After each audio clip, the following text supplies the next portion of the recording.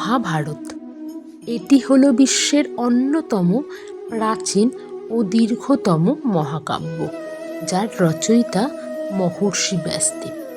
প্রায় 1,00,000 শ্লোকে রচিত এই অদ্বিতীয় গ্রন্থকে বলা হয় ধর্ম, অর্থ, কাম ও মোক্ষের চিরন্তন পথ প্রদর্শক।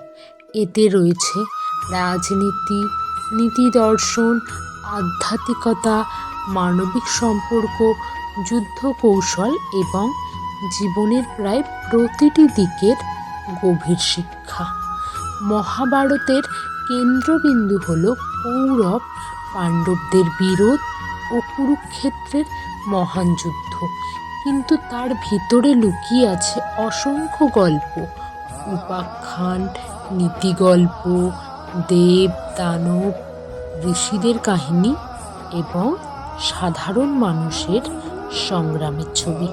মহাভারতের অন্তরে আছে ভগবদ্গীতা, যেখানে ভগবান শ্রীকৃষ্ণ কুরুক্ষেত্রের রণাঙ্গনে অর্জুনকে ধর্ম ও কর্তব্যের প্রকৃত অর্থ শিখিয়েছিলেন। তাই মহাভারত শুধু যুদ্ধের ইতিহাস নয়, এ এক বিশাল জীবন দর্শন, যা যুগে যুগে মানুষকে জ্ঞান, ন্যায় ও সত্যের পথে পরিচালিত করে চলেছে। কিন্তু আক্ষেপের বিষয় হলো, সংকীর্ণ ধর্মের ধুলো পড়ে আমাদের জীবন থেকে ধীরে ধীরে হারিয়ে যাচ্ছে এই মহামূল্যবান ধর্মগ্রন্থ। তাই ধুলো ঝেড়ে ফিরে দেখার চেষ্টায় গল্পকথার মাধ্যমে এই সুপ্রাচীন ধর্মগ্রন্থ মহাভারতকে তুলে ধরছি। আশা করি এই প্রচেষ্টা আপনাদের সকলের প্রিয়তা লাভ করবে।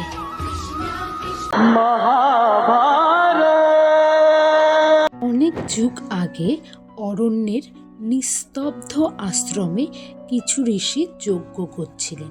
সেই সময় সেখানে এলেন একজন ভ্রমণকারী গল্পকার, উগ্রশ্রবা সৌতি।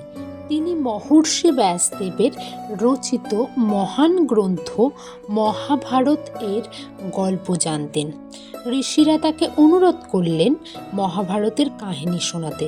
সৌতি তাদের সামনে বসে শুরু করলেন। ভরতের জন্ম কুরু বংশের শুরু। পূর্বে রাজা দুষ্যন্ত শিকার করতে গিয়ে আশ্রমে পরিচিত হন অপ্সরা কন্যা শকুন্তলার সঙ্গে। দুজনের বিয়ে হয় এবং পরে জন্ম নেয় এক মহান প্রতাপশালী সন্তান ভরত।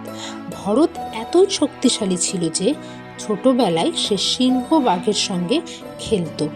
ভরতের সন্তানদের থেকেই বহু প্রজন্ম পরে গড়ে ওঠে কুরুবংশ, যেখানে জন্ম নেন ভীষ্ম, পাণ্ডু, ধৃতরাষ্ট্র এবং পাণ্ডব কৌরবেরা। শান্তনু ও গঙ্গার অলৌকিক কাহিনী। কুরু রাজাদের মধ্যে এক মহান রাজা ছিলেন শান্তনু। একদিন তিনি গঙ্গা নদীর তীরে হাঁটতে গিয়ে দেখলেন এক অলৌকিক সুন্দরী নারী।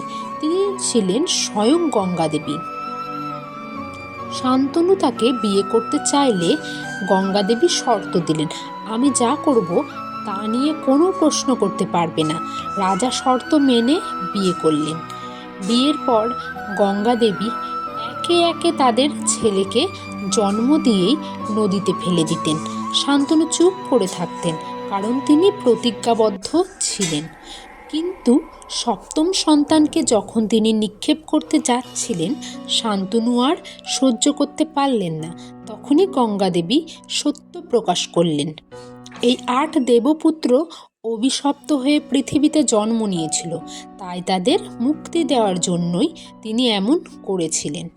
শেষ সন্তান দেবব্রত পরে যিনি পরিচিত হন ভীষ্ম নামে, তাকে গঙ্গা নদীতে নিক্ষেপ করেননি। ভীষ্ম এর জন্ম ও তার কঠিন প্রতিজ্ঞা। দেবব্রত বড় হতে লাগলেন অপূর্ব শক্তি, শিক্ষা ও বুদ্ধি নিয়ে। একদিন শান্তনু আবার প্রেমে পড়লেন এক মৎস্যজীবিনী সুন্দরী কন্যা সত্যবতীর। কিন্তু তার বাবা সত্য দিলেন, তোমার কোনো সন্তান হলে তবেই তিনি রাজা হবেন। শান্তনু দুঃখে কাতর হয়ে পড়েন। তা জানতে পেরে দেবব্রত শপথ নিলেন, আমি আজীবন সিংহাসনের দাবি ছাড়ছি এবং আজীবন ব্রহ্মচর্য পালন করব। তার এই ভীষণ প্রতিজ্ঞায় দেবতারা আকাশ থেকে ফুল বর্ষণ করেন এবং তখন থেকেই তার নাম হয় ভীষ্ম। সত্যবতীর সন্তান চিত্রাঙ্গদ ও বিচিত্রবীর্য। শান্তনু ও সত্যবতীর দুটি পুত্র জন্ম নেয়, চিত্রাঙ্গদ ও বিচিত্রবীর্য। চিত্রাঙ্গদ অল্প বয়সেই যুদ্ধে মারা যায়। বিচিত্রবীর্যকে ভীষ্ম বিয়ে করান অম্বালিকার মধ্যে দুজনকে। কিন্তু দুর্ভাগ্যবশত বিচিত্রবীর্য সন্তান ছাড়াই মারা যায়। নিয়োগ প্রথা ও ব্যাসদেবের আগমন। কুরুবংশের রাজ সিংহাসন বিপদে পড়লে সত্যবতী তার নিজের পুত্র মহর্ষি ব্যাসদেবকে ডেকে আনেন। ব্যাসদেব দুই রানীর কাছে গিয়ে নিয়ম অনুযায়ী বংশ রক্ষার জন্য সন্তান জন্ম দেন। অম্বিকার কাছ থেকে ধৃতরাষ্ট্র, অম্বালিকার কাছ থেকে পাণ্ডু এবং এক দাসীর কাছ থেকে জন্ম নেয় বিদুর, যিনি অত্যন্ত জ্ঞানী ছিলেন।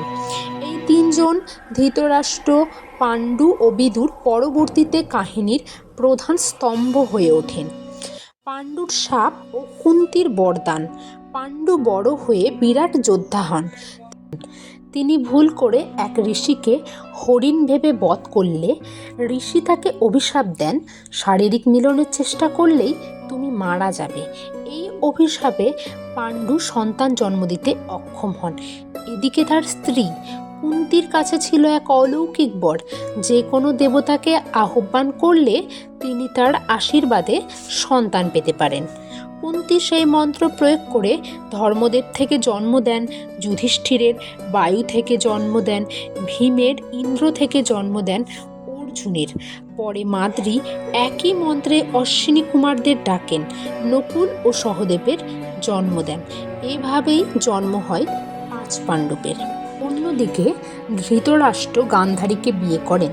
গান্ধারী গর্ভধারণের পর 2 বছর ধরে সন্তান জন্ম না হয় চিন্তিত হয়ে পড়েন। এক সময় তার গর্ভ থেকে একটি কঠিন মাংসপিণ্ড বের হয়। ব্যাসদেব এসে সেটিকে 100 ভাগে ভাগ করে 100টি ঘড়ায় রাখেন। এই ঘড়া থেকেই জন্ম নেয় 100 জন কৌরব এবং একটি বোন দুঃশলা, সবচেয়ে বড় দুর্যোধন। পাণ্ডব ও কৌরবদের শিক্ষা। পাণ্ডব ও কৌরবরা বড় হলে তাদের গুরুকুলে পাঠানো হয় দ্রোণাচার্যের কাছে। সেখানে অর্জুন সকল অস্ত্রে শ্রেষ্ঠ হন, ভীম বজ্র সম শক্তিতে অতুলনীয়, দুর্যোধন গদায় বিশেষ দক্ষ। মাঝে মাঝে ভীম ও দুর্যোধনের মধ্যে ঝগড়া হতো। দুর্যোধন ভীমকে হত্যা করতে চাইত, কিন্তু ব্যর্থ হতো। লক্ষ্যভেদ। অর্জুনের অতুলনীয় কৃতিত্ব। একদিন দ্রোণাচার্য একটি পরীক্ষা নিলেন। একটি কাঠের পাখিকে গাছে ঝুলিয়ে ছাত্রদের বললেন, চোখ লক্ষ্য করে বাণ ছোড়ো। কেউ বলল পাখি দেখি, কেউ বলল ডানা দেখি, কেউ বলল গাছ পাখি দুই দেখি। কিন্তু অর্জুন উত্তর দিল, আমি কেবল পাখির চোখই দেখছি, আর কিছু না। দ্রোণাচার্য হাসলেন, ঠিক এই কারণেই তুমি সেরা। অর্জুন একমাত্র লক্ষ্যভেদে সফল হন। ঈর্ষা বিদেশের বীজ। পাণ্ডবরা যতই জনপ্রিয় হতে লাগলো, দুর্যোধনের রোষ ততই বাড়তে লাগলো। সে মনে মনে ভাবতে লাগলো, এই 5 ভাই থাকলে আমি কখনোই রাজা হতে পারবো না। এভাবেই আদি পর্বের শেষে ভবিষ্যৎ মহাযুদ্ধের ভিত্তি তৈরি হয়ে যায়। আগামী পর্বে শুরু হবে পাণ্ডবদের বিস্ময়কর অভিযান, ষড়যন্ত্র, বনবাস এবং পরবর্তী সংগ্রাম।